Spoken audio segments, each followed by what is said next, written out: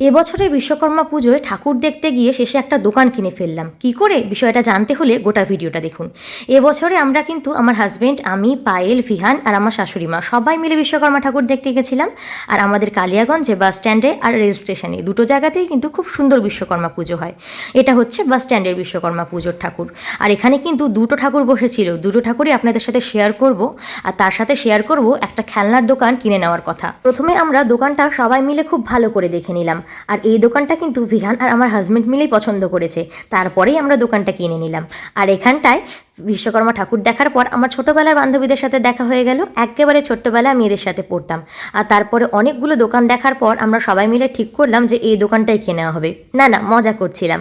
আসলে ভিহান মেলা দেখতে দেখতে এতটাই হাঁপিয়ে গেছিলো যে দোকানদারের পাশে বসে বলছে এটা নাকি ওর দোকান। আর তারপরে ওর বাবাকে আর ওর ঠাম্মিকে জোর করে অনেক জিনিস কেনালো। আজকে এখানেই রাখছি, আগামীতে দেখা হচ্ছে নতুন মিনি ব্লগ নিয়ে। বাই।